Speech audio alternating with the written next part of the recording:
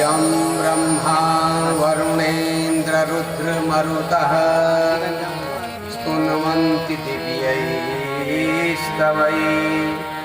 वेदैः साङ्गपदक्रमोपनिषदैर्गायन्ति यं सामगा ध्यानावस्थिततद्गतेन मनसा पश्यन्ति यं योगिनो यस्यान्तं न विदुः सुरासुरगणा देवाय तस्मै नमः। अखण्डमण्डलाकारं व्याप्तं येन चराचरं तत्पदं दर्शितं येन तस्मै श्री गुरवे नमः। गुरुर्ब्रह्मा गुरुर्विष्णुः गुरुर्देवो महेश्वरः गुरुः साक्षात् परब्रह्म तस्मै श्री गुरवे नमः। ॐ बालार्कायुततेजसां त्रिनयनां रक्ताम्बरोल्लासीं नानालङ्कृतिराजमानवपुषां बालोडुराट्शेखरां हस्तैरिक्षुधनुसृणिं सुमशरं पाशमुदां बिभ्रतीं श्रीचक्रस्थितसुन्दरीं त्रिजगताम्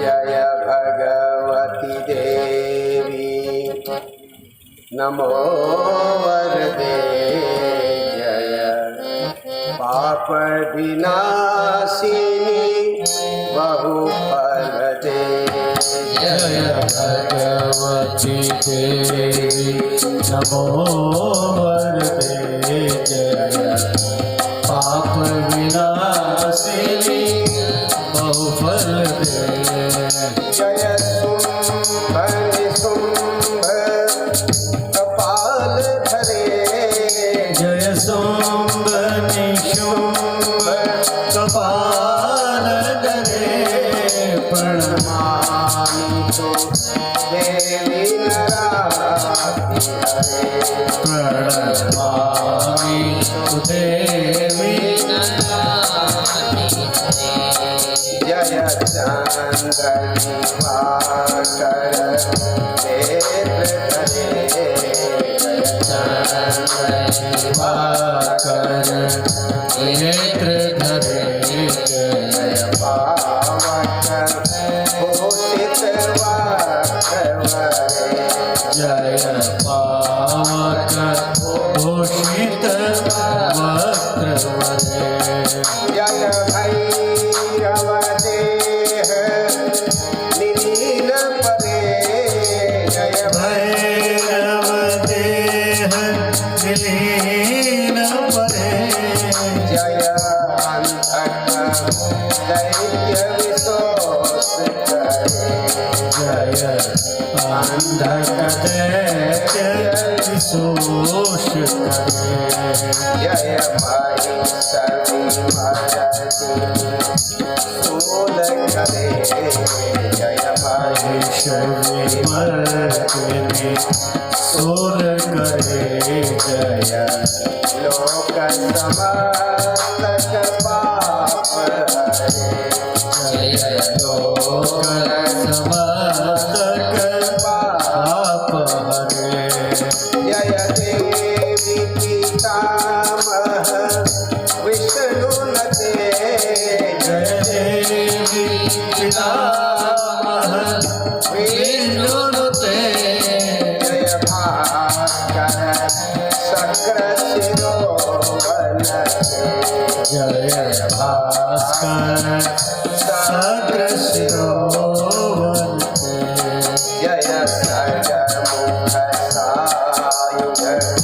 ईशनुते जय सगमुख सायुध ईशनुते जय सागर गामिनी शंभुनुते जय सागर गामिनी शंभुनुते जय दुख दरिद्र विनाश करे जय दुख दरिद्र विनाश करे जय पुत्र कलत्र विवृद्धि करे जय पुत्र कलत्र विवृद्धि करे जय देवी समस्त शरीर करे जय देवी समस्त शरीर धरे जय नाग विजयसिनी दोष हरे जय नाग विदर्शनी दुख हरे जय व्याधि विनाशिनी मोक्ष करे जय व्याधि विनाशिनी मोक्ष करे जय वांछित दायिनी सिद्धि वरे जय वांछित दायिनी सिद्धि वरे जय भगवती देवी नमो वरदे जय भगवती देवी नमो वरदे जय पाप विनाशिनी बहुबलदे जय पाप विनाशिनी बहुबलदे जय शुंभ निशुंभ कपाल धरे जय शुंभ निशुंभ कपाल धरे प्रणमामि तुझे विघ्नराशि हरे प्रणमामि तुझे विघ्नराशि हरे प्रणमामि तुझे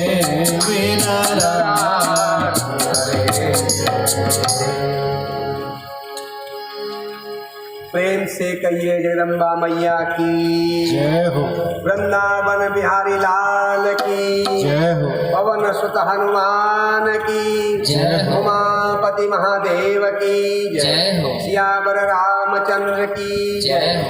अटल छत्र की जय। संत समाज की जय जय। सत्य सनातन धर्म की जय सच्चे दरबार की जय हो भारत माता की जय हो। देवभूमि उत्तराखंड की जय गंगा मैया की जय हो। यमुना मैया की जय हो चारों धामों की जय हो। श्रीमद देवी भागवत महापुराण की जय हो। भक्त और भगवान की जय हो। जनता जनार्दन की जय हो। व्यास भगवान की जय हो। सुखदेव महाराज की जय हो। सूत महाराज की जय हो। सौनका ऋषि लोगों गणों की जय हो। प्रेम से कहिए भक्त और भगवान की जय हो। जनता जनार्दन की जय हो। श्रोता गणों की जय हो। हर हर महादेव। परम पावन भगवती पराम्बा की कथा श्रवण करने के लिए उपस्थित हमारे सभी भक्तगण तथा भक्तिमयी दयामयी माताओं बहनों बालक बालिकाओं, ये अति सौभाग्य का विषय है कि हमारे बिंदु खत्ता में और ये राजीव नगर की जो पहली गली है उसमें ये वैशाख के पवित्र महीने में, वैशाख के नवरात्रियों में कहें आप, श्रीमद देवी भागवत कथा का शुभारंभ हो रहा है। इसका आयोजन हमारे तिवारी जी श्रीमान रमेश चंद जी और उनकी श्रीमती जी और उनके दोनों पौत्र और पुत्र वधुओं के साथ तथा उनके भाई साहब श्री विश्वम्बर दत्त जी और उनकी श्रीमती और उनके परिवार के सभी सदस्यों के साथ अपने पिताजी श्री स्वर्गीय चिंतामणि तिवारी जी के पुण्य प्रताप से अपनी माता जी की प्रसन्नता के लिए, माता जी यहाँ बैठी हुई हैं, उनकी प्रसन्नता के लिए, उनकी इच्छा से ये श्रीमद् देवी भागवत कथा का आयोजन करवा रहे हैं। देखिए, ये जो भी शुभ कार्य होते हैं, इनमें हमारे परोक्ष रूप में जन्म जन्मांतर के पुण्य होते हैं। हमारे पितरों का आशीर्वाद होता है और हमारे देवी देवताओं का, हमारे इष्ट कुल देवी और देवताओं का की भी कृपा होती है। इसीलिए इस गर्मी में जो है कथा करने की हिम्मत बनती है आदमी के अंदर। नहीं तो लोग कहें कहाँ गर्मी में बाहर आ रहे हैं, अंदर हवा खाएंगे ठंडी ठंडी, कहाँ लगे रहे चक्करबाजी। लेकिन जब आदमी के पुण्य उदय होते हैं अनेक जन्मों के, जन्मांतरे भवेत् पुण्यम तदा भागवतम लभे, जब आदमी के अनेक जन्मों के पुण्यों का उदय होता है, तभी भगवान की कथा सुनने की, करवाने की हिम्मत आती है, उसका विचार आता है। तो हमारे तिवारी जी की माता जी बड़ी पुण्यात्मा हैं, जिन्होंने अपने पुत्रों को ये कहा के तैयार कर लिया कि हमें ये कार्य करना है। और इसमें भी हमारे जो तिवारी जी हैं, रमेश चंद तिवारी जी, उनके बच्चे अगर नहीं चाहते तो तब भी नहीं होता, भाई नहीं चाहते तब भी नहीं होता। और छोड़िए, हमारे रमेश चंद तिवारी जी की श्रीमती जी का जी नहीं, मैं तो नहीं कर सकती, तो फिर नहीं होता। तो अब आप देखिए, सबका एक विचार बन गया है, सबका एक विचार बना तभी तो हुआ। और सब ने अपने जो है माता जी है, माँ रमेश चंद जी तिवारी जी की माता जी की बात को लेकर के और अपने पिताजी के पुण्य प्रताप से आज ये कार्य का शुभारंभ कर दिया है। अब देखिए, प्रातःकाल से आपने जैसे देखा कि यहाँ पर कलश यात्रा हुई, आजकल प्रचार के लिए ज़रूरी है, वो भी लोग देखते हैं हाँ हो रहा है कार्यक्रम। उसके उपरांत हमारे सभी देवी देवताओं का आवाहन पूजन करने में हमें हमारे पंडित जी लोगों को समय लग गया। हमारे यहाँ जितने पंडित जी हैं सभी बड़े विद्वान हैं, सारे कथावाचक हैं, और एक प्रकार से हमारे कुछ शिष्य भी हैं इसमें सब। तो ये सब विद्वान लोग हैं और हमारे तिवारी जी के पुण्य प्रताप से योग्य पंडित जी लोग यहाँ आए हुए, अन्यथा और लोग आते तो ये उनके पिताजी का पुण्य प्रताप था। थोड़ा सा माइक की आवाज़ गरज रही है, कभी कम बाकी हो रही है, इसको थोड़ा सेट कर लें। तो देखिए, श्रीमद् देवी भागवत 9 दिन का यज्ञ है, ये बहुत बड़ा ज्ञान यज्ञ होता है। भगवती के 9 रूप है ना, नव दुर्गा प्रकीर्तिता। भगवती कितने प्रकार के 9 देवियाँ हैं। तो 9 नवरात्रियों में भी आप 9 कन्याओं का पूजन करते हैं। इसलिए भगवती के जो भागवत कथा होती है, श्रीमद् देवी भागवत, वो 9 दिन का होता है। आपका आवाज़ साफ सुनने को आ रही है, साफ सुनाई दे रही? हाँ। तो देखिए, अब हम आपको पहले श्रीमद् देवी भागवत महापुराण की महिमा बताते हैं। पहले हमारे शास्त्रों में जब हमारे पुराणों की कथा आरंभ होती है तो उसमें पहले उसकी महिमा को बताया जाता है, जिसको महात्म्य कहते हैं। महात्म्य, श्रीमद् देवी भागवत महापुराण का महात्म्य। महात्म्य का मतलब उसकी विशेषता, उसकी श्रेष्ठता, उसकी महिमा क्या है, ये सब बताया जाता है। तो आइए पहले हम महात्म्य का वर्णन करते हैं। श्री गणेशो विजयते सृष्टौ या सर्गरूपा जगदवन विधौ पालनीया च रौद्री संहारे चापि यस्या जगदिदमखिलं क्रीडनं या पराख्या पश्यन्ति मध्यमाथो तदनु भगवती वै करीवर्णरूपा सा स्मद्वाचं प्रसन्ना विधिहरिगिरिसा आराधितालंकरोतु आराधितालंकरोतु। आहा, देखिए, श्रीमद् देवी भागवत में सबसे पहले मंगलाचरण किया गया है हमारे महात्म्य का। तो जो भगवती के बारे में कहते हैं, षष्ठो या सर्ग रूपा, भगवती जगदम्बा इस दुनिया को बनाती है। बनाती कि नहीं बनाती? घर को कौन बनाता है? घरवाली बनाती है कि नहीं बनाती है? घरवाला थोड़ी बनाता है घर को। घरवाली आएगी तभी घरवाला कहेंगे। मकान बनाने से कोई घरवाला नहीं बनता, जब शादी हो जाएगी तब घरवाला बनेगा। इसलिए गृहिणी गृह मुच्यते, शास्त्र में कहा है घर तब होता है जब उसमें घरवाली होती है। खाली मकान बनने से घर वाला नहीं होता, घर भी नहीं होता। और जब गृहिणी होती है तभी संसार में सृष्टि होती है।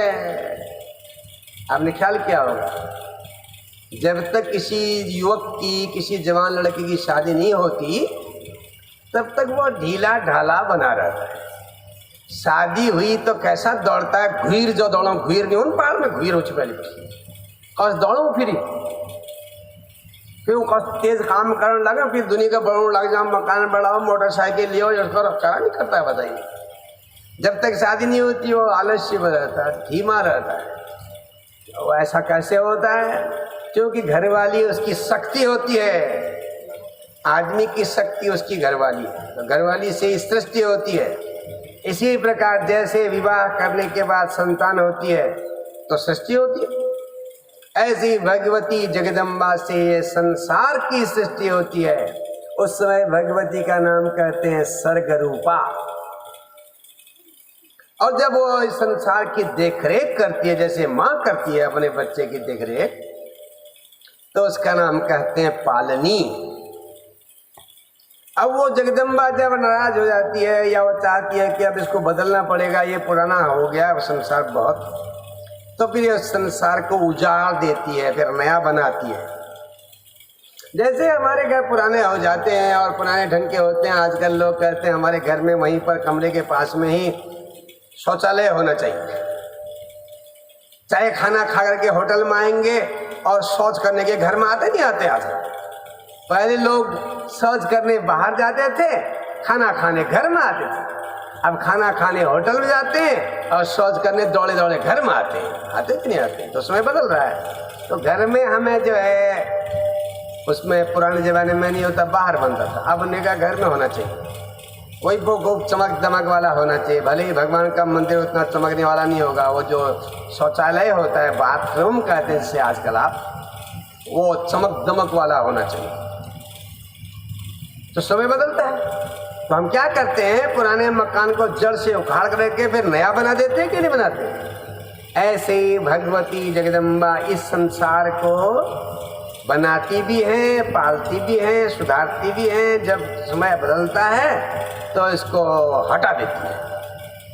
उस समय वह कालिका बन जाती है, रौद्री।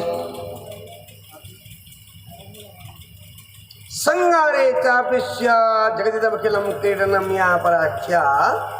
संसार को बनाना, इसके पालन पोषण करना और फिर इसको बदल करके नया बना देना उस जगदम्बा के लिए एक खेल है। ये जगदम्बा को परा पश्यति मध्यमा वैखरी कहा जाता है। सा समद वाचम प्रसन्ना, वो भगवती प्रसन्न होकर के, जिस भगवती की पूजा ब्रह्मा विष्णु शिव जी करते हैं, वो भगवती प्रसन्न हो जावे और हमारी वाणी में आ जावे, जिससे हम उसका नाम लेने लगे। वो हमारे कानों में सुनने की ताकत दे देवे।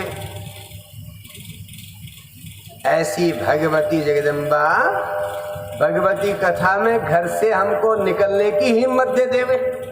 ऐसी भी तो है। अब कथा हो रही है, हिम्मत ही नहीं आ रही घर से बाहर निकलने।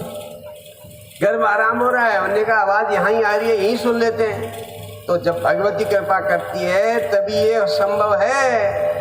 हाँ, तो वो भगवती की इस प्रकार से स्तुति करते हुए आगे सौनकादि ऋषि लोग जो हैं सूत जी से प्रश्न करते हैं। सूत जीव समा बहुविर यस्त्वं श्रावयसी हनः कथा मनोहरा पुण्या व्यास शिष्य महामते। ऋषियों ने कहा सूत जी आप हमें मनोहर कथाएं सुनाते हैं। विष्णु भगवान की कथाएं जो मनुष्य के पापों को हर देती हैं, उनके अवतारों की कथाएं जो मनुष्य को मुक्ति दे देती हैं, ऐसी कथा हमने सुनी आपसे। और शिव जी के चरित्र भी हमने सुना है, कितने ज्योतिर्लिंग हैं, भस्म कैसे धारण करते हैं, रुद्राक्ष की क्या महिमा है, यह सब आपके श्री मुख से हमने सुना है। अधुना श्रोतुमिच्छामः पावनात् पावनम परम। हम आज तो ऐसी बात सुनना चाहते हैं जो पवित्र से भी पवित्र हो, श्रेष्ठ से भी श्रेष्ठ हो, उत्तम से भी उत्तम हो। उत्तम का मतलब परमोत्तम, श्रेष्ठ का मतलब परम श्रेष्ठ, पवित्र का मतलब परम पवित्र। ऐसी कथा हम आपके मुख से सुनना चाहते हैं। सूत जी ने कहा ध्यान से सुनो, हम आपको सारे वेदों के, शास्त्रों के, पुराणों का सार कहेंगे। तभी तक तीर्थ यात्रा की महिमा है जब तक देवी भागवत न सुन लिया हो। अब आप तीर्थ यात्रा करते रहते हैं लेकिन कभी भागवत सुनने का मौका नहीं मिला, तो फिर वो तीर्थ यात्रा का भी ज्यादा महत्व नहीं होता। अजान लोग जदू बूढ़ होनी ना उगनी आप तीर्थ घुमाओ, तीर्थ घुमाओ, तीर्थ घुमाओ। अब तीर्थ घुमणो गया, कोई अपना कानो का हरे हूँ अजमेर, कोई अपना बुढ़ गया घरवाई का हरिया जाऊँ अजमेर, तो ऐसा तो उस तीर्थ का कोई महत्व नहीं है। भागवत एक ऐसा तीर्थ है तावत तावत पापानि तावत पापाटवीनाम क्लेशदा दब्रकंटकाः। तभी तक संसार में आदमी के अंदर पाप जीवित रहते हैं, मौजूद रहते हैं, जब तक वो देवी भागवत महापुराण नहीं सुनता। जब देवी भागवत रूपी कुल्हाड़ा मिल जाता है तो पापों का जंगल कट जाता है। ऋषियों ने कहा महाराज ये बड़ी विचित्र बात है, ये देवी भागवत कितने दिन का होता है, कैसे होता है, कैसे सुनना चाहिए? तो सूत जी से उन्हें बड़े प्रश्न किए। तो सूत जी अगले वर्णन करते हैं देवी भागवत के विषय में। आओ पहले एक भगवती का नाम कीर्तन कर लेते हैं, उसके बाद फिर को शुरू करते हैं। दुर्गति नाशिनी दुर्गे जय जय, दुर्गति नाशिनी दुर्गे जय जय, दुर्गति नाशिनी दुर्गे जय जय, दुर्गति नाशिनी दुर्गे जय जय, काल विनाशिनी काली जय जय, काल विनाशिनी काली जय जय, काल विनाशिनी काली जय जय, काल विनाशिनी काली जय जय, दुर्गति नाशिनी दुर्गे जय जय, दुर्गति नाशिनी दुर्गे जय जय, उमा रमा ब्रह्माणी जय जय, उमा रमा ब्रह्माणी जय जय, उमा रमा ब्रह्माणी जय जय, उमा रमा ब्रह्माणी जय जय, राधा सीता रुक्मणी जय जय, राधा सीता रुक्मणी जय जय, दुर्गति नाशिनी दुर्गे जय जय, दुर्गति नाशिनी दुर्गे जय जय, हरे राम राम राम राम हरे हरे हरे राम राम राम हरे हरे हरे कृष्ण कृष्ण कृष्ण हरे हरे हरे कृष्ण कृष्ण कृष्ण हरे हरे नमः शिवाय ओम नमः शिवाय नमः शिवाय नमः शिवाय नमः शिवाय ओम नमः शिवाय नमः शिवाय नमः शिवाय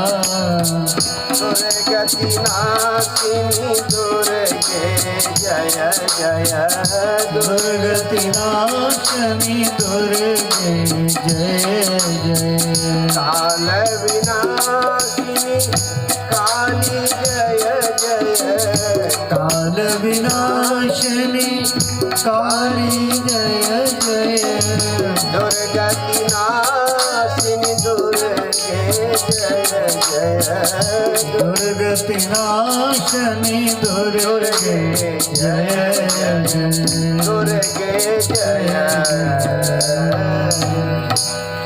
बोलिए जगदम्बा मैया की जय हो। जब ऋषियों ने प्रश्न किया कि इसे कितने दिन तक में सुनना चाहिए, किन किन लोगों ने श्रीमद् देवी भागवत कथा सुख को श्रवण किया, सुना, और उन्हें क्या क्या प्राप्त हुआ, कांस कांस कामान अवाप नहीं हो, कौन कौन सी उनकी मनोकामनाएं पूरी हुई, प्रभु ये बताइए। सूत जी ने कहा, देखो व्यास जी जो थे वो देख रहे थे संसार अब कैसा आने वाला है।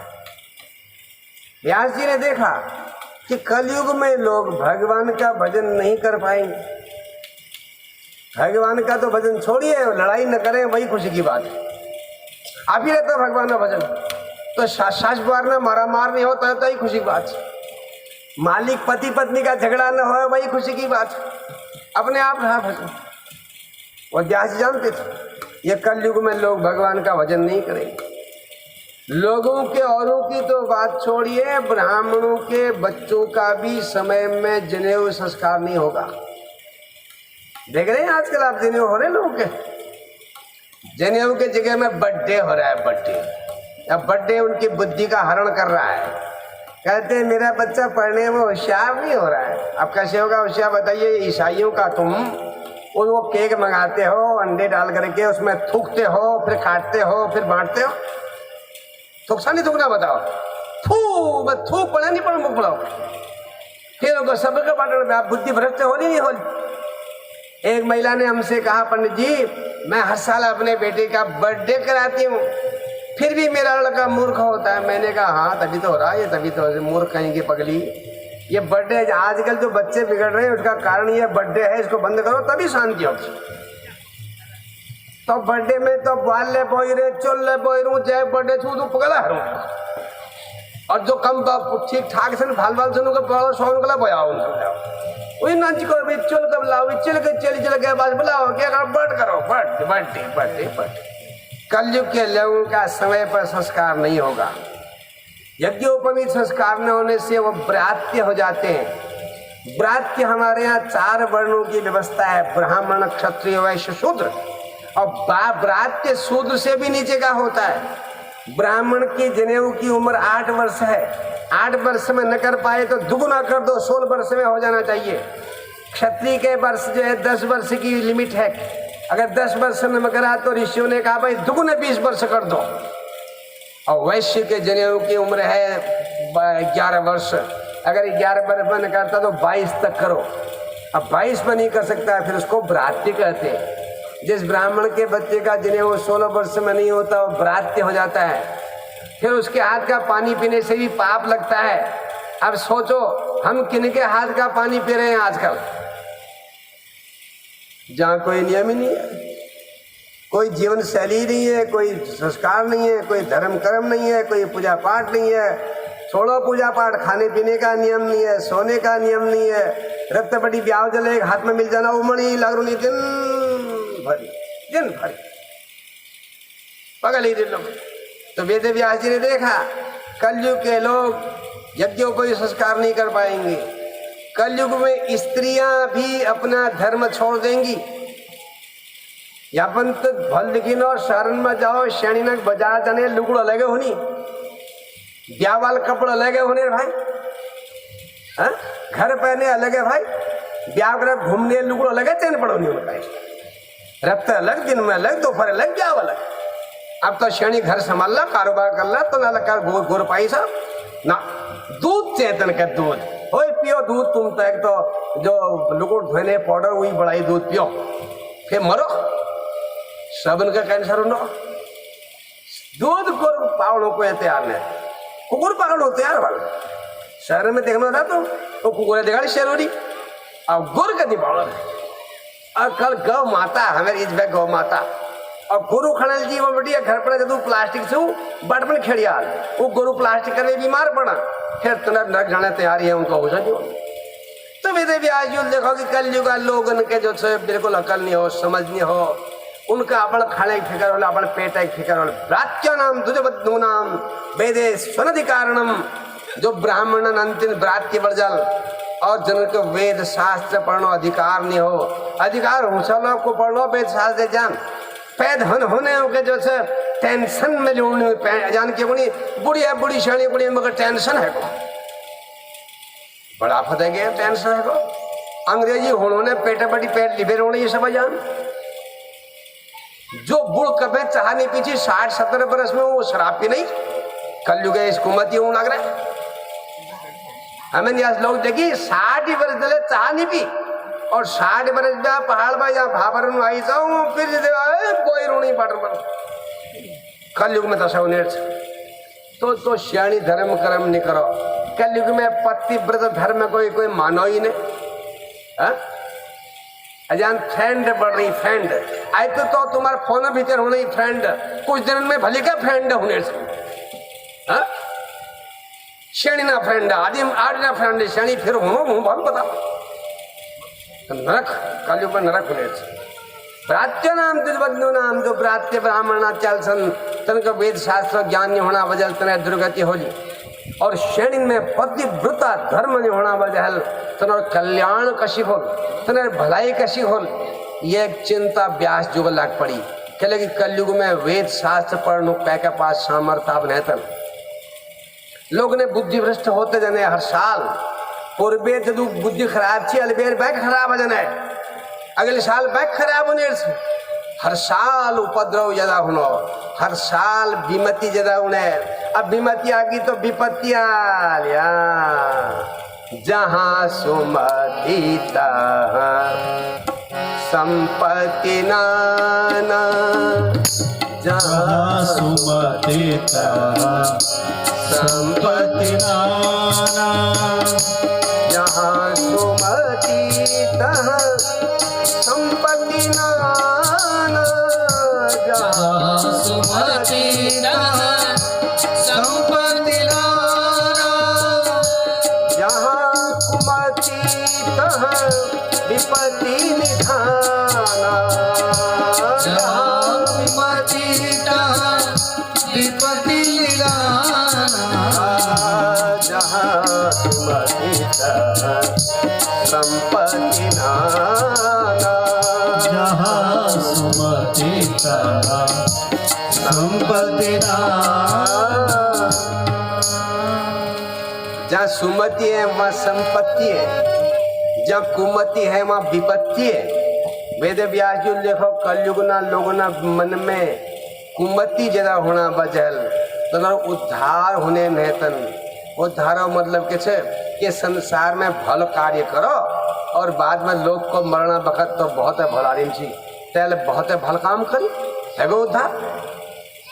अब वो जिंदगी में पाप करते रहो लोग चेहरो चेहरी बात चाहे रही कम मरल तो कम मरल तो कम मरल तो मर गयो का बवाल मिट गयो तेरे तुम का तैयार अच्छी शांति आई गया है कुमति का होना वजह संसार में उद्धार भल कर्म न हो भल विचार न हो। तो सज्जनो सुत सूत जी ने कहा भ्रात्यानाम जीवन धोनाम और स्त्रियाम स्त्रीणाम दुर्मेधसाम पुनसाम धर्म लाभ खत्म भवे। जो स्त्रियां बुद्धि से कमजोर हो गई हैं, जिनके अंदर समझ नहीं है, उनका उद्धार कैसे होगा। इसीलिए वेद व्यास जी ने संसार के उपकार के लिए श्रीमद् देवी भागवत बनाया। और ये श्रीमद् देवी भागवत व्यास जी ने जन्मेजय को सबसे पहले सुनाया अपने मुख से। तो ऋषियों ने कहा भगवान जन्मेजय को कैसे सुनाया? तो सूत जी ने कहा जन्मेजय के पिताजी का नाम था परीक्षित। आपने सुना? जो परीक्षित थे उनको एक ब्राह्मण ने श्राप दिया था कि तुमको सर्प डंक मारेगा और तुम्हारी मौत हो जाएगी। तक्षक सर्प के डसने से तुम मरोगे। और राजा परीक्षित को 7वें दिन तक्षक सर्प ने डसा और वो मर गए। जब वो मर गए तो परीक्षित के 4 पुत्र थे, जो छोटे छोटे बच्चे थे। राजा परीक्षित के सबसे बड़े पुत्र का नाम था जनमेजय। तो जनमेजय ने अपने पिताजी के उद्धार के लिए वेदव्यास जी के मुख से श्रीमद् देवी भागवत यज्ञ किया। 9 दिन तक देवी भागवत सुना। और इस देवी भागवत यज्ञ के प्रभाव से उसके पिता जो परीक्षित थे, जिनको सदगति नहीं हुई थी, जिनको ऐसा मान रहे थे, वो देवी का रूप धारण करके के भगवती के मणिद्वीप लोक को चले गए, मणिद्वीप धाम को चले गए। उनकी सदगति हो गई। देखो अलग अलग देवताओं के अलग स्थान है। जैसे भगवान राम जी का साकेत धाम है, कृष्ण भगवान का गोलोक धाम है, विष्णु भगवान वैकुंठ में रहते हैं, शंकर भगवान कैलाश में रहते हैं। ऐसे भगवती जगदम्बा पराम्बा जहाँ रहती हैं, उस जगह को कहते हैं, उस लोक को कहते हैं मणिद्वीप। मणिद्वीप को चले। तो जन्मेजय को बड़ी प्रसन्नता हुई कि मेरे पिताजी को दिव्य गति प्राप्त हो गई है। अरे बेटे का कर्तव्य भी तो यही होता है, जीवित अवस्था में माँ बाप को सुख देवे, सुख पहुंचावे। मरने के बाद माँ बाप की सदगति के लिए अच्छे काम करे, ये पुत्र का कर्तव्य होता है। हम लोग अपने कर्तव्य को भूलते जा रहे हैं। अब तो धीरे धीरे बस कहते हैं हमारे लिए ऐसा होना चाहिए, वैसा होना चाहिए। भगवान भी हमको अच्छा नहीं लगता, क्योंकि हमारे टाइम पर तो कार आई ही नहीं। कार टाइम पर आए तो भगवान अच्छे हो गए। देखिए पुत्र का कर्तव्य है अपने माता पिता की जीवित अवस्था में उनका ख्याल करे, उनको दुख न होने देवे। अब मरने के बाद उनकी प्रसन्नता के लिए धर्म कर्म करे, पुराण सप्ताह भागवत करवाए, पूजा पाठ करे माता पिता की प्रसन्नता के लिए। अब जब जिंदे हालत में माँ बाप को प्रसन्न नहीं करता है जो बेटा, वो मरने के बाद माँ बाप को क्या प्रसन्न करे? तो कलयुग में ऐसा होता है क्योंकि उनके समय पर संस्कार नहीं होते। इसी चिंता के कारण तो व्यास जी ने देवी भागवत बनाया। संत लोग जो होते हैं वो हमेशा परोपकार करते हैं। परोपकाराय सताम विभूतयः। देखते हैं ये आम के पेड़ जो है, ये लीची के पेड़, खूब लीची लग रही है इस वर्ष, आम भी लगे हैं, अगर ओले नहीं गिरेंगे तो ये कभी भी लीची के पेड़ को आपने लीची चूसते हुए नहीं देखा होगा। आम के पेड़ में सुंदर फल लगते हैं, हम लोग गर्मी में उसका स्वाद लेते हैं, लेकिन आम का पेड़ अपना स्वाद, फलों का स्वाद कभी नहीं लेता। ये ऐसे ही संत जो लोग होते हैं वो अपने जीवन में केवल दूसरे का भला चाहते हैं, अपने भले की चिंता नहीं करते। दूसरे का भला करो। तुलसीदास जी कहते हैं परहित सरिस धर्म नहीं भाई,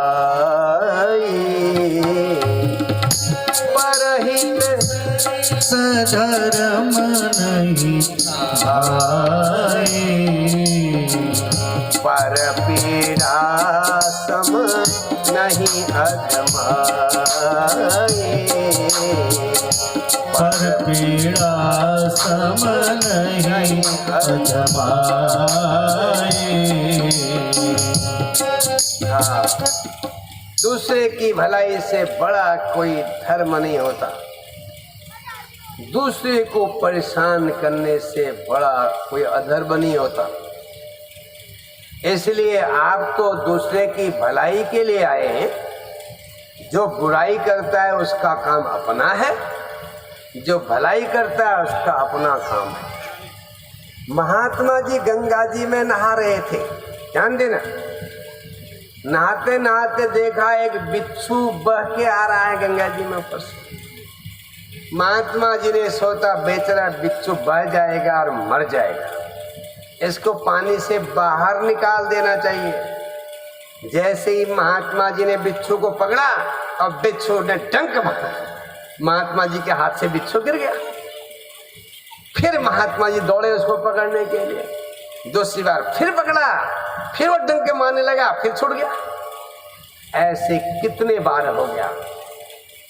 दूर से दूसरे महात्मा ने देखा, अब पगला हो गया, मरता है, डंक मार रहा है, फिर भी निकालता है बाहर उसको, क्या करता है? उसने कहा देख भाई, बिच्छू का काम है डंक मारना और मेरा काम है उसको बचाना।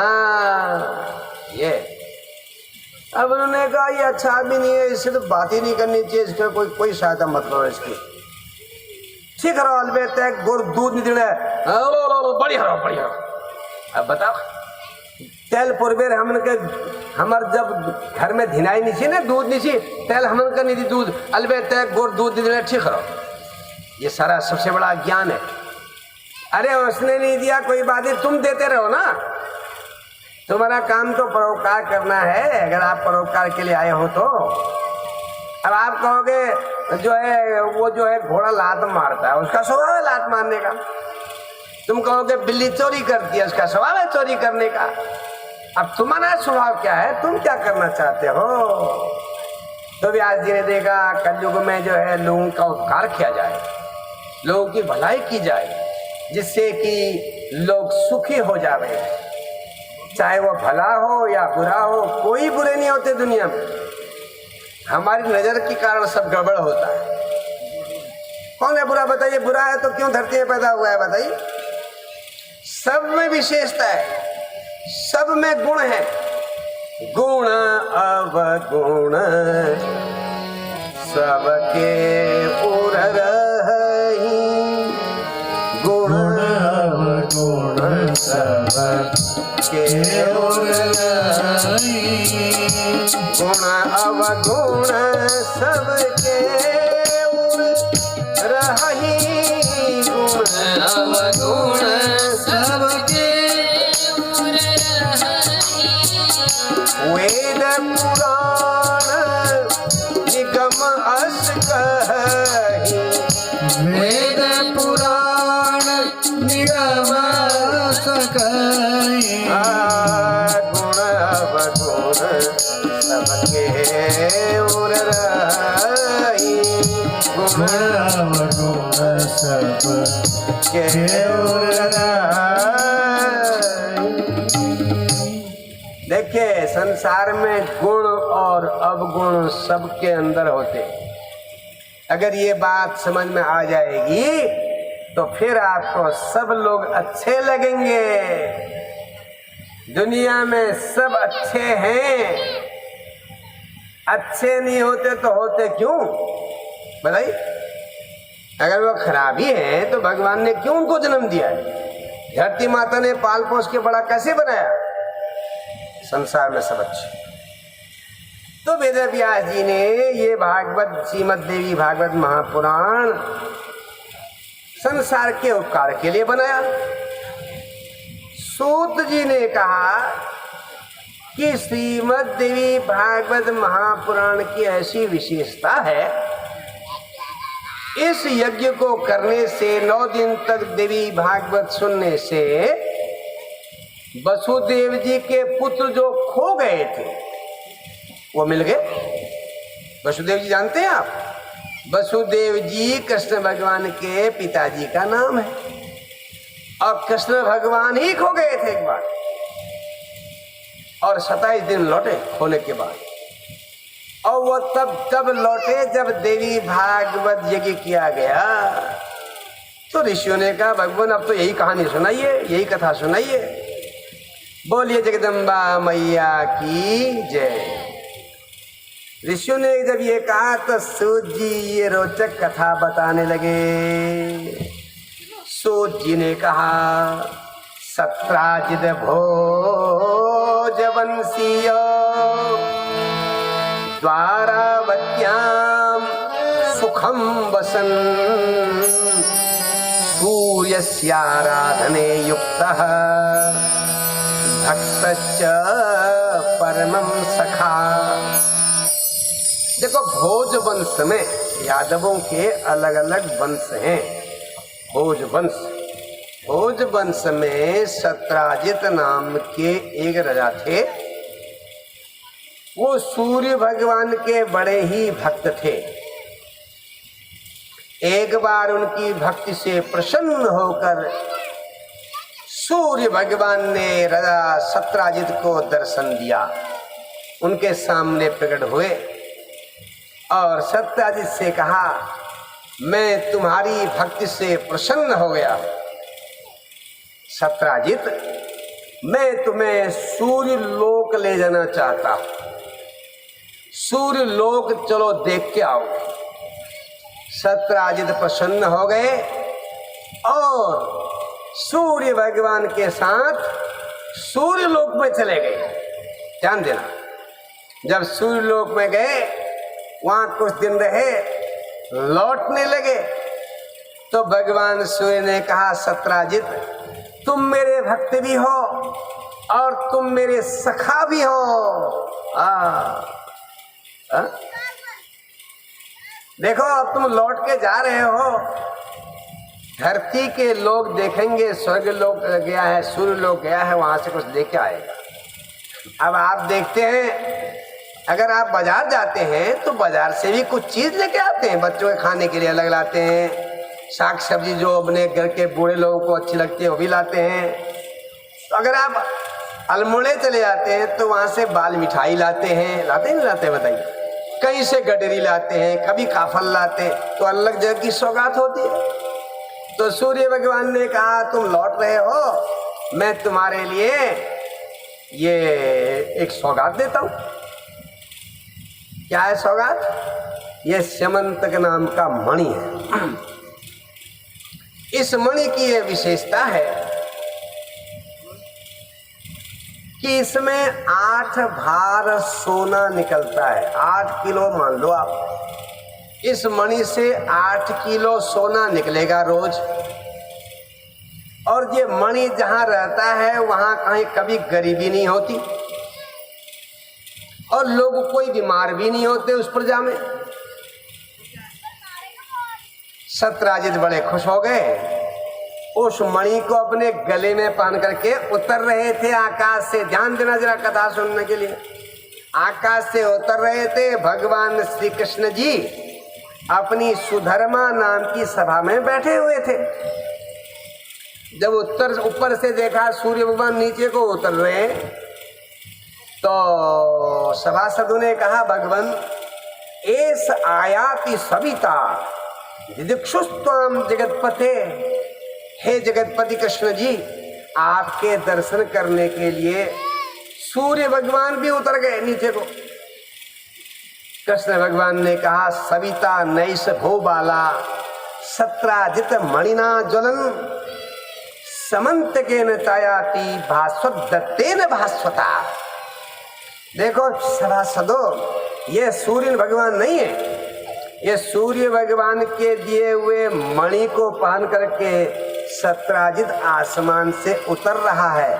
सत्राजित राजा आ रहा है तो सज्जनों, सत्यराजित राजा उस मणि को लेकर के अपने घर में जब जा रहे थे तो उन्होंने पहले ब्राह्मणों को बुलाया, देवताओं की पूजा की, स्वस्ति वाचन करवाया, गणेश जी की पूजा, देवी जी की पूजा करने के बाद फिर मणि को मंदिर में रख दिया। देखो, हमारे पास जो भी धन संपत्ति आती है, अगर आप उसको भगवान को सौंप देते हैं और भगवान से फिर लेते हैं तो क्या बन जाता है? प्रसाद बन जाता है। बनता है कि नहीं बनता है? इसलिए पहले लोग जो कुछ भी होता था, चाहे कद्दू हो, कद्दू को भगवान के मंदिर में पहला कद्दू चढ़ा देंगे और फिर पंडित जी को दे देंगे और फिर दूसरे कद्दू को खाएंगे। ऐसे ही फल फूल होता था। पहले फल पैदा होगा, आम तैयार होंगे, भगवान को चढ़ेंगे। हर चीज कोई भी पहले भगवान को जब चढ़ा देते हैं तो वह क्या हो जाती है? प्रसाद बन जाती है। अगर प्रसाद आपको मिल गया तो फिर भी दुख भी नहीं आते। प्रसादे सर्व दुखानाम हानि अस्योपजायते। प्रसाद से सब दुख नष्ट हो जाते हैं। तो भगवान का प्रसाद मान के उन्होंने उस मणि को रख दिया वहां मंदिर में। कहा भगवान ने दे रखा, तो मंदिर में रख दिया। अब जो सत्यराजित था राजा, उसका एक भाई था प्रसेन। अब वह प्रसेन थोड़ा अलग किस्म का था। आपने ख्याल किया होगा, परिवार में 10 जने हों तो वो 10 किस्म के होते कि नहीं होते? ऐसे ही वह सत्यराजित का भाई भी था। वो मंदिर में जा बैठा। पहले तो जाता नहीं था मंदिर में पूजा पाठ करने। जब मंदिर में गया तो उसकी नजर मणि में पड़ी। देवताओं का ध्यान कम किया उसने। अब मणि को हाथ में लेके बड़ा खुश होकर सोचने लगा, देखो हमारे राजा जी जो मेरे बड़े भाई हैं, उनको देखो ये इतना बढ़िया मणि है, गले में पहनना छोड़ करके मंदिर में रख दिया है। थोड़ा मैं पहन करके देखता हूँ। जैसे मणि उसने गले में पहना, उसकी बुद्धि चलायमान हो गई। हाँ, मणि मंत्रो सदी नाम वही प्रभावा खल दुर्विदा। मणि का, दवाइयों का और मंत्र का अद्भुत प्रभाव होता है। अब वो मणि पहन ली तो उसका दिमाग चलायमान हो गया। अरे बड़ा भाई सत्यराजित तो धर्मात्मा है ना, ये तो धर्मात्मा है नहीं। बिना मेहनत की धन दौलत को गले में पहन के घूमने लग गया। बहुत लोग काम दाम तो कुछ करते हैं नहीं, अपने पिताजी की कमाई में, भाई की कमाई में, दूसरे की कमाई में हीरो बने रहते। लोग समझते हैं वाह इसकी तो बड़ी कमाई होगी, वहां देखते उनके जेब में रुपया भी नहीं होता। उसको देख के बहुत सी लड़कियां तो जिद करती हैं मैं शादी इससे ही करूंगी। अब तो बाद में शादी होती है, उसके पास कुछ होता ही नहीं है बेचारे के पास, क्योंकि वो दूसरे की चीज में ठाठ करता है। जो मेहनत करके कमाता है, जो मेहनत करके खर्च करता है, वह जानता है पैसे कैसे कमाए जाते। सत्यराजित ने मणि गले में पहन लिया, उसकी बुद्धि भ्रष्ट हो गई और वो घोड़े में बैठ गया। घोड़े में बैठा तो जंगल जाने का मन हो गया, शिकार करने का। अब विचार करो, वो मणि जिसमें 8 किलो सोना निकलता है रोज, उसको पहन के जंगल में जाएगा तो क्या होगा? आजकल तो 1000 रुपये में भी खतरा है। अगर आप 1000 रुपये लेकर के जंगल में अकेले घूमोगे, जंगल छोड़ो सड़क में खतरा है आजकल। तो किसी को पता चल जाए आपके जेब में 1000 रुपये, वहीं पर वो आपको मारने जाएगा। निकाल पैसे, नहीं तो मारता हूँ, निकालने पड़ेंगे। तो वो मूर्ख जो सत्यराजित का भाई प्रसेन था, वो जंगल में चले गया। अब जंगल में गया तो जंगल के राजा ने उसको देखा। कौन है जंगल का राजा? शेर। शेर ने देखा ये तो मणि मेरे मतलब की है। शेर अपनी गुफा में हाथी की गजमुखता रखता है। राजा है ना जंगल का, मोती रखता है, हीरे रखता है, जवाहरात चमक दमक वाली चीज रखता है। तो शेर ने मारा झपटा, प्रसेन को घोड़े से नीचे उतारा, उसके गले की मणि छीन ली और घोड़े का भी खून पिघल के वहीं मार दिया। घोड़ा भी मर गया और राजकुमार प्रसेन भी मर गया। अब दिन बीत गया तो सत्यराजित राजा ने सोचा मेरा भाई मणि को लेके गया है मंदिर से, वही ले गया है, अभी तक लौट के नहीं आया। जिन्हें क्या उपद्रव हो चुका है। आज अफवाह फैल गई दुनिया में। लोगों ने कहना शुरू कर दिया कृष्ण भगवान ने मार दिया होगा। एक ने तो कहा दूसरा तो कोई नहीं मार सकता, और दूसरे ने कहा कृष्ण भगवान ने मार दिया। ये ऐसे हो गया हल्ला गुल्ला। तो बात फैल गई, भगवान का बदनाम हो गया। आप अगर कोई बात का जल्दी फैलाव करना चाहते हैं, जल्दी किसी बात को दुनिया में फैलाना चाहते हैं, तो अपनी घरवाली से कहना मैं तेरे से कह रहा हूं, तू किससे मत कहना, फिर जल्दी फैल जाएगी बात। हाँ, ये तरीका है। आज भी फोन से इतनी जल्दी बात नहीं फैलती जितनी घरवाली को बताओ, फिर उससे कह रहे हैं ये बतानी नहीं थी, गलती से बता दी, आप किसी को मत बताना था, हो गया। उसको बेचैनी चलेगी, वो तो रात भर नहीं सोएगी, अब किसको बताओ किसको बताओ किसको बताओ, क्योंकि मत बताना का रखा है ना। अरे एक पंडित जी की कथा है, वो पंडित जी सुबह सुबह शौच करने गए, टट्टी करने गए जंगल में। जब शौच करके वो पीछे मुड़ के देखा तो वो कौवे का पंख देखा उन्होंने, कौवे का पंख। उन्हें सोचा जब मैं यहाँ बैठा था तब तो कौवे का पंख था नहीं, अब कहाँ से आ गया होगा। अब उनके दिमाग में सोच पड़ गया ना, मन है ये, मन आदमी को भटकाते रहता है, चंचल मन निस्दिन भटकत है, भटकत है भटकावत है। हमारा जो मन है वह चंचल हमको भटकाते रहता है। पंडित जी सोचा पड़ गए। जब बैठा उस समय तो कौवे का पंख था नहीं, अब ये पंख कहाँ से आया, क्योंकि कौवा भी कोई आया नहीं अभी तक यहाँ, ये पंख आया कहाँ से। अब वो सोचो पड़ गए। घर पहुंचे तो घर वाले ने कहा ये आज सुबह सुबह क्या सोचो पड़ गए। वो आदमी के चेहरे से पता चल जाता है ना आदमी क्या सोच रहा है। उन्होंने अपने घर वाले से पूछा क्या सोच रहे हो आप, बताओ, आज सुबह सुबह बड़े परेशान दिखते हो। उसने कहा नहीं नहीं कोई ऐसी बात नहीं है। उसको पता था कि बाईस को बताऊंगा तो बाद का पतंगड़ बन जाएगा, लेकिन अब बार बार वो पूछने लगी तो बता दिया। कहा जब मैं शौच करने बैठा तब तो कोई कौवे का पंख था नहीं, अब जब उठा तो वहां कौवे का पंख था। जाने क्या बात है। घरवाली ने कहा क्या हुआ होगा, फिर आपके पेट से निकला होगा क्या पंख। घरवाली बात का पतंगड़ बनाने में देर कहाँ लगाती, वो तो नए नए रास्ते बता देते। वो बेचारा परेशान ने कहा क्या पता, फिर मेरे पेट से निकलता तो मुझे पता तो चलता पंख निकल रहा है। आप घरवाली से उसने कहा दिया मैंने तुझे बता दिया, किससे मत कहना। बोले सब क्या बेकार की बात है, क्या करनी है बेकार की बात। कौवे का पंख क्या पता कहाँ से आया, मैंने देखा क्या पता क्या हुआ ना। तो आप किससे मत कहना, मैंने तुझसे कह दिया। वो कहाँ रुकने वाली थी, पहले तो पानी भरने जाते थे ना नौले में, सब सुबह सुबह जल्दी चली गई। और औरतें जब भेंट होती है तो उससे पूछती हूँ तू बड़ी दुबई है रहे क्या हो, तू कोई भी औरत किससे नहीं कहती तू स्वस्थ है, तेरा मुख अच्छा दिख रहा है, नहीं कहेगी। वो कहेगी तू बड़ी दुबली हो रही, क्या बात है, चाहे वो मोटी हो रही हो भैंस जैसी, फिर भी कहेंगे तू बड़ी दुबली हो रही है। हाँ, और तूने कहा तू बड़ी दुबली हो रही है, दुबली हो रही, दुबली है। मैंने कहा हाँ थोड़ा सा ऐसी है, क्या है बता, फिर बता। उसने कहा फिर मैं तुम्हें बता रही हूँ किससे मत कहना, मेरे आदमी ने कहा किससे मत कहना, और तुम भी किससे मत कहना। उसने कहा हाँ बता बता क्या हुआ। तो उसने बताया। तो उस औरत ने कहा तेरे आदमी के पेट से कौवा उड़ा होगा। हाँ, और पंख गिर गया, कौवा उड़ गया, उसका दिमाग और खराब हो गया। शास्त्र में कहा गया है स्त्रियों का दिल बड़ा सुकोमल होता है, स्त्रियों को बहकाना बड़ा सरल होता है, आदमी को बहकाना बड़ा कठिन है, औरतों को बहकाना बड़ा सरल होता है। किसी औरत से कह दो तू तो कथा सुनने गई थी, तेरे आदमी तो वहाँ सड़क में लंबा पड़ा था, वो बाजार में कार रोड में, अब उसको यहीं से उसका दिमाग खराब हो जाएगा, उसको गुस्सा आएगा, वो कहेगी आज पता करती हो आप आदमी को, आज करूँगी मरम्मत, आज तो लड़ाई करनी पड़ेगी। घर जाएगी, आदमी घर बैठा है, तो वो कहेगी तू तो वहाँ सोया था सड़क में, क्या मेरे बदनामी कराता है। वो बेचारा कभी था ही नहीं वहाँ, फिर लड़ाई हो जाएगी। वो कहेगी वो खाली कह रही है मेरे से, तो जल्दी बदल जाता है ना, सोचते नहीं दिमाग से। तभी तो मंत्रा ने कैकेयी को पगला दिया, औरतें औरतों को पगला देती है, भली औरतें भी पागल हो जाती है, सिखा देती है ना, कहते सिखा दिया इसको। उसने कहा तो अब मैंने तेरे से कह दिया मैं हाथ जोड़ती हूँ तो इसको किससे मत कहना। और उसने कहा ठीक है, मैंने कहूँ क्यों कहूँगी मैं।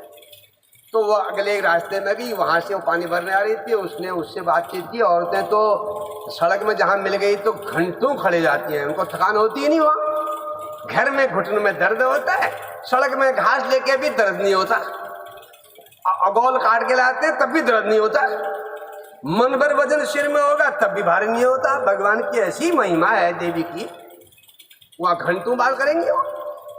हो गया, उसने उसको सुना दिया। उसने कहा वो पंडित जी जो है ना, हाँ वो पंडित जी जो है। अरे कौन पंडित जी? अरे वो तुम्हारे पोगल भाई, वो पंडिताई भी करने आते हैं। हाँ हाँ हाँ। तो उनके पेट से कौवे उड़ते हैं सुबह सुबह। उसने तो पहले एक कौवा कहा, उसने कहा मैंने सुना है 9 कौवे उड़ते हैं उनके पेट से, 9, एक का 9 हो गए। हाँ? अब वो औरत ने उससे कहा मैंने तुझे बता दिया, तू किससे मत करना। उस औरत ने भी ऐसी कहते गई, तू किससे मत करना। सब ऐसी बिजली की तरह फैल गई बात। अब पंडित जैसे एक दिन कार रोड से अपना झोला झमटा लेके के अपने पंडिताई में जा रहे थे, तो वहां से दुकानदार के वहां बैठे 2-3 और आदमी कह रहे थे यही पंडित जी हैं जिनके पेट से कौवे उड़ते हैं। हमने तो सुना है इनके दिन भर में 100 कौवे उड़ते हैं इनके पेट से।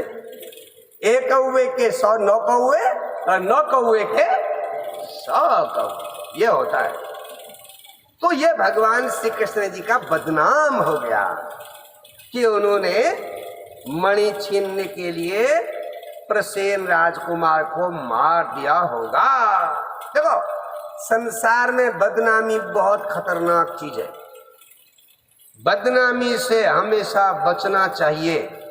अगर बदनामी आपके बिना किए हो गई, बिना गलती किए बदनामी हो गई, तो उसको ठीक करने की कोशिश करनी चाहिए।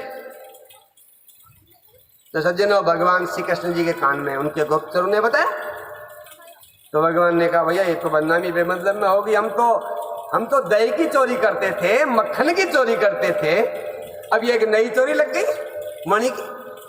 चलो भाई ढूंढने चलते हैं। आगे से सारी जनता जा रही है, भगवान के पीछे पीछे भगवान आगे से जा रहे हैं और जंगल में पहुंच गए। जंगल में पहुंचे तो भगवान तो सर्वांतर्यामी है ना, वो ले गए उनको कहां पर, जहां पर वो घोड़ा मरा था और राजकुमार भी मरा था। भगवान ने कहा देखो यही घोड़ा है, ये प्रसेन नाम का राजकुमार है। अब इसको जिसने मारा है उसके मुंह में रक्त लगा होगा, खून लगा होगा। देखो ये खून की बूंदें जा रही हैं, इसके सहारे हम भी आगे जाते हैं। देखिए अब क्या हुआ था, जब वह शेर प्रसेन को मार के मणि लेके जा रहा था ना, पहले की बात, तो रास्ते में एक भालू ने दिख दिया उसको। भालू का नाम था जाम्बवंत। कौन सा जाम्बवंत? त्रेता युग में जो भगवान राम की सेना में थे, बड़े बुद्धिमान। सुंदरकांड पढ़ते हैं आप कभी?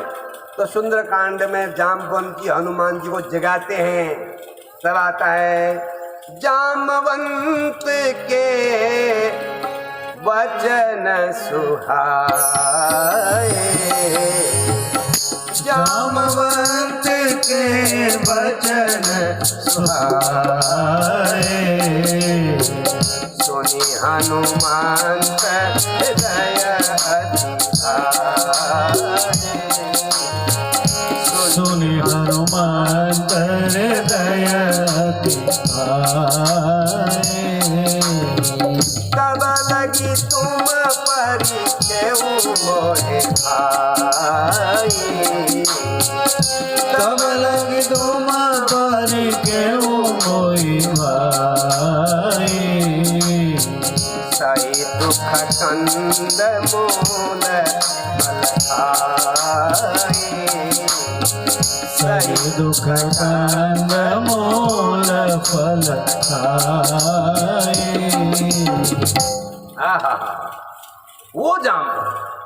देखो त्रेता युग में भगवान श्री रामचंद्र जी ने जाम्बवंत से कहा था, जाम्बवंत तुम संसार में बहुत बलवान रहोगे, द्वापर युग में तुम्हारे बराबर बलशाली कोई नहीं होगा।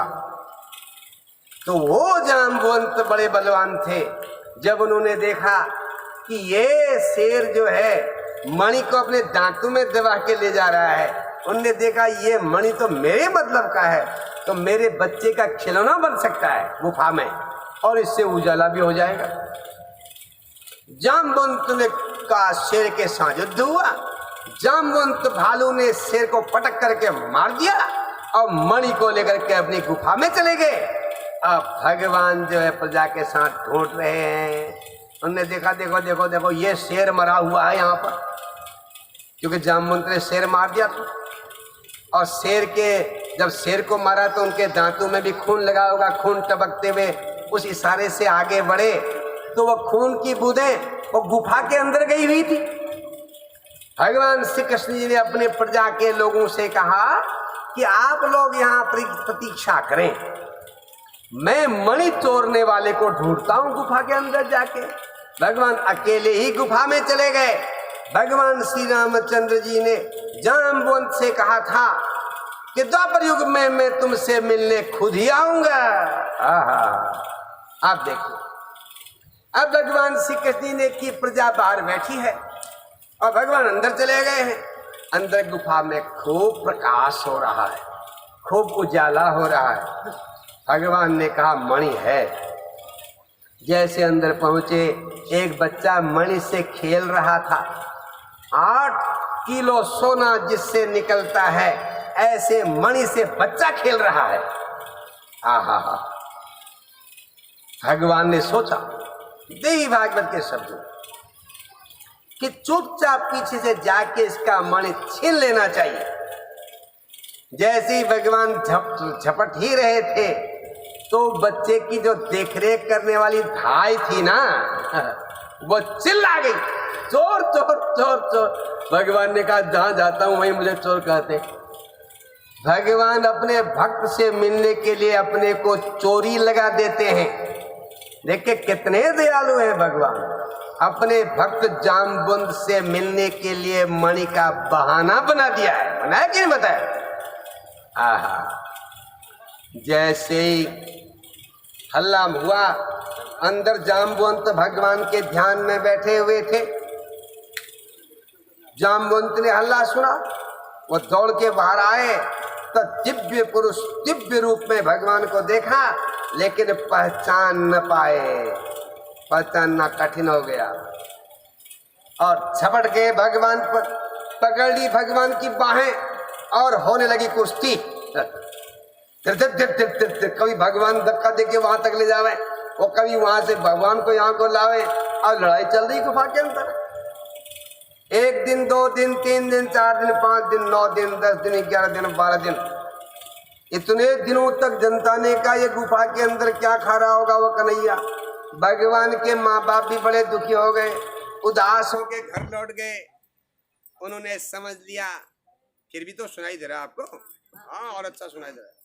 तो देखिए, उन्होंने जो है सोच लिया कि अब ये कन्हैया वापस आने वाला नहीं है, अब तो गुफा में ये शायद अब चले गया जहां से आया था। सब लोग दुखी हो गए। दोनों माँ बाप के सामने वृद्धावस्था में बड़ा कष्ट आ गया, पुत्र का शोक आ गया। वसुदेव देवकी रात दिन रोने लगे। भगवान श्री कृष्ण जी की लीलाओं को याद करते हुए वसुदेव देवकी रो रहे थे। ध्यान दीजिए। अब इधर नारद जी आ गए वीणा बजाते हुए। श्रीमन नारायण नारायण नारायण, श्रीमन नारायण नारायण नारायण, श्रीमन नारायण नारायण नारायण, श्रीमन नारायण नारायण नारायण, भजमन नारायण नारायण नारायण, भजमन नारायण नारायण नारायण, श्रीमन नारायण नारायण नारायण, श्रीमन नारायण नारायण नारायण, शंकर नारायण नारायण नारायण, शंकर नारायण नारायण नारायण, गौरा नारायण नारायण नारायण, गौरा नारायण नारायण नारायण, श्रीमन नारायण नारायण नारायण, श्रीमन नारायण नारायण नारायण, भजमन नारायण नारायण नारायण, भजमन नारायण नारायण नारायण रटमन नारायण नारायण नारायण भजमन नारायण नारायण नारायण विष्णु नारायण नारायण नारायण विष्णु नारायण नारायण नारायण लक्ष्मी नारायण नारायण नारायण लक्ष्मी नारायण नारायण नारायण श्रीमन नारायण नारायण नारायण श्रीमन नारायण नारायण नारायण भजमन नारायण नारायण नारायण भजमन नारायण नारायण नारायण देवर्षि नारद जी ने वसुदेव देवकी की कुशल पूछी। वसुदेव देवकी जी ने उदासी मन से, बड़े परेशान मन से और नारद जी का स्वागत किया। और नारद जी ने पूछा, आप क्यों उदास हैं महाराज, बताइए। वसुदेव जी ने कहा, पुत्रो मेति प्रिय कृष्ण प्रसेनान्वेषणायतु। महाराज, मेरा प्राणों से प्यारा पुत्र श्री कृष्ण जो था वो प्रसेन को खोजने के लिए गया। अब मुझे लगता है कि वो अब जाए जीवित नहीं है, क्योंकि 12 दिन तक हम प्रतीक्षा करते रहे, वो बाहर नहीं निकला, तो उसी के शोक में हम चिंतित हैं। तो नारद जी ने कहा, आप चिंता मत करिए, इसके लिए आप भगवती की जगदम्बा की आराधना करिए, 9 दिन का श्रीमद देवी भागवत यज्ञ करवाइए, ज्ञान स्नान करिए, तो आपका पुत्र वापस आ जाएगा। तो वसुदेव देवकी को भगवती की याद आ गई और उन्होंने कहा, ठीक है, आप सुना दीजिए भागवत, श्रीमद देवी भागवत। तो वहाँ लड़ाई करते करते 18 दिन हो गए थे, गुफा के अंदर 18 दिन। 18वें दिन से यहाँ भागवत शुरू हुआ, देवी भागवत। और एवं नवरात्रम तो माद्युद्धम अभूतयोः कृष्णागमं प्रतीक्षन्त शस्त्रद्वारि पुरोकशः। देखो, 27 दिन तक लड़ाई चली, 3 नवरात्रि तक। और इधर जो है सारे द्वारकावासी लोग जो हैं भगवान की प्रतीक्षा अब भी कर रहे हैं दरवाजे में रोज देखते हैं, दरवाजे से अब आएंगे तब आएंगे, अभी आशा है। इधर नारद जी ने 9 दिन का देवी भागवत यज्ञ पूरा किया, तो भगवान श्री कृष्ण जी ने ऐसा मुक्का मारा जामवंत के पीठ में ना, तो जामवंत की हड्डियां ढीली पड़ गई और जामवंत को अनेकों जन्मों की बातें याद आ गई और भगवान को घुर के देखा और पहचान लिया। जिस भगवान के साथ रहे थे जामवंत, उन्हीं भगवान को पहचानने में 27 दिन लग गए। और भगवान के भक्त को तो हमारी क्या गणना है बताइए। और हम थोड़ी थोड़ी चीज के लिए भगवान से कहते हैं, ऐसा कर दो, वैसा कर दो, वैसा कर दो, रोज मांगते ही रहते हैं। तो ऐसे थोड़ी भगवान की कृपा होती है, उसके लिए लड़ना पड़ता है 27 दिन तक। 27 दिन तक भगवान के दर्शन के लिए लड़ो।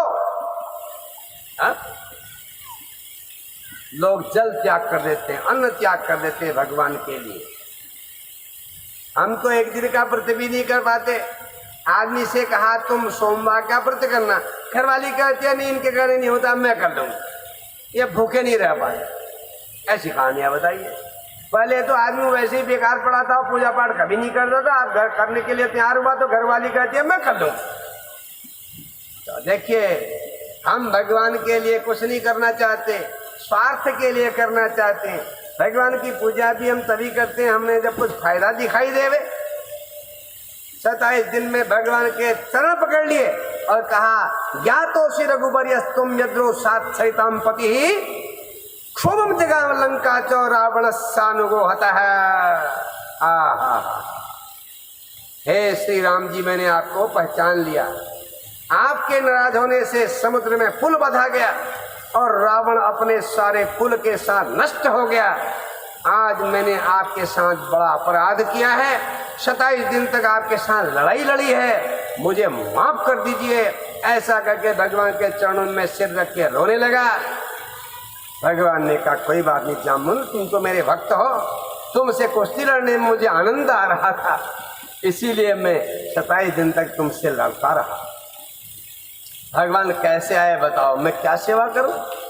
अरे जामुन, तो मुझे तो चोरी लग गई है। काहे की चोरी? अरे ये मणि की चोरी है, तुम्हारे घर में है ना, ये इसकी चोरी मुझे लगी है। मणि तुम्हारे पास, चोरी मुझको।